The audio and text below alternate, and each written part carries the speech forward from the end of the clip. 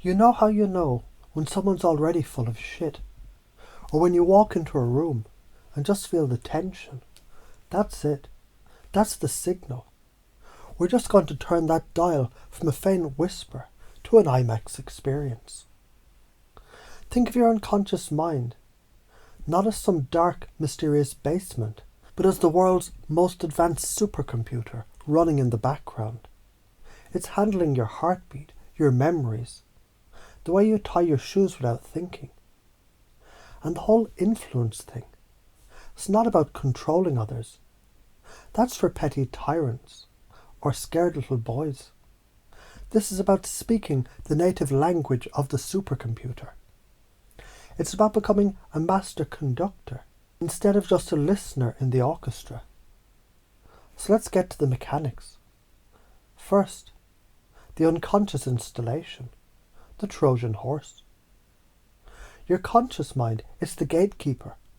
It's skeptical, it argues, it overthinks. So you don't hand it the package. You throw the package over the wall. You use a story, a metaphor, a parable. Let's say I want to install the idea of unshakable confidence. I don't say be confident. That's a fucking command, and the gatekeeper will reject it. Instead, I tell you a story. You know, it's funny. I once knew an old oak tree that stood at the edge of a cliff. Storms would rage, winds would howl, trying to tear it out of the ground. And the tree, it never fought the wind. It didn't get rigid and try to stand against it. That would snap it. It just swayed. Its roots, unseen, deep in the earth, held fast. It allowed the storm to pass through it. And when the morning came, it was still there. Leaves glistening with rain. Stronger for the experience. It's fascinating, isn't it? How true strength isn't about never being shaken, but about knowing how to bend without breaking. And how a mind, like those roots, can find a foundation so deep the weather on the surface becomes irrelevant. See what happened? I didn't talk about you, I talked about a tree. But your unconscious mind, it's a pattern matching engine. It is that tree.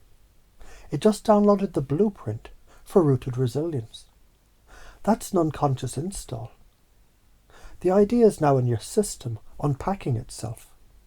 And your conscious mind didn't even raise an eyebrow. Then pacing and leading, the art of earning trust. This is how you build a bridge from their reality to yours.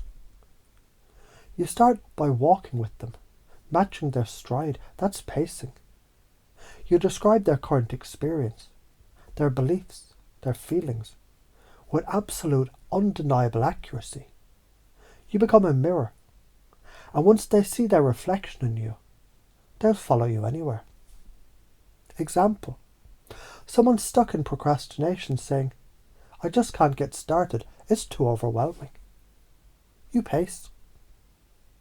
So you're looking at this mountain of a task, and just the thought of taking the first steps feels exhausting, right? It's like your brain is a browser with 100 tabs open, and everything's frozen. And part of you just wants to close the whole laptop and walk away. That's all true for them. You've nailed it. Rapport is built. So now you lead. And you know, it's fascinating how the brain works. Sometimes the most powerful thing you can do is not to try and climb the mountain, but just to tie your fucking shoes. To make the decision so small it's laughable. I'll just open the document. I'll just write one sentence. And once that first micro-action is complete, the brain's reward system kicks in. It gets a little hit of dopamine. A little hell yeah, we did it. And suddenly, the next step doesn't seem so far away. And you might just find yourself, almost without realizing, it's already halfway up the mountain, wondering what the big deal was. See, you didn't argue. You didn't motivate. You pace their pain. And then you led them out of it by describing a new, more compelling reality. You used their energy, their frustration, and just gave it a new direction. Now, the science of confusion and repatterning. Why does this work? Your conscious critical mind, it's a brilliant son of a bitch, but it has a limited processing speed. When you use a metaphor or a story that twists in an unexpected way, or a pattern interrupt, you create a momentary glitch in the matrix. It goes, wait, what? And for that split second, the gatekeeper is confused. And in that window, the unconscious mind, which is always listening, is completely open. It's a backdoor into the mainframe. This is the karma of not understanding this. You stay at the mercy of every advertisement, every manipulative person, every one of your own fucking limiting beliefs. You're a ship with no rudder, but when you learn this, you become the storm itself. You're no longer a passenger in your own life. You're the goddamn wheel. So what are the top patterns that keep us stuck? The I'm not good enough story. The it's too hard loop. The what will people think paralysis. They're just old shitty software running on loop. So how do you interrupt them? You don't fight them. That just gives them power. You outsmart them. Example. I'm not good enough. You notice the feeling. You pace it. Ah, there it is. The old familiar voice. The one that sounds like a broken record from 20 years ago. And then you lead. You change the channel. And you know, that voice, it's like a shitty GPS from 95 that only knows one route. It's recalculating.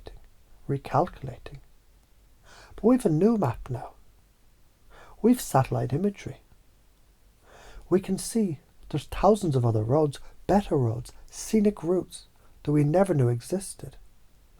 And we can just thank the old GPS for its advice and mute the fucking thing. You're afraid to do this because you think it's manipulation. Bullshit. Everything is influence. A smile is influence. A frown is influence. Choosing your words is influence. The question is, are you going to wield this power consciously, with integrity? Or are you going to be a clumsy amateur, stumbling through life, accidentally offending people, and never getting what you want? When you truly integrate this, your life doesn't just get better. It becomes a different fucking game entirely. You start to see the underlying matrices of social interaction.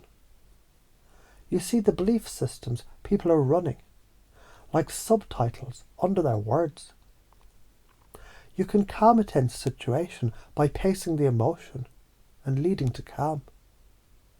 You can inspire a team by installing a vision of success. You can change your own mind by reframing a failure from a catastrophe to the most expensive and effective training seminar that you ever got for free.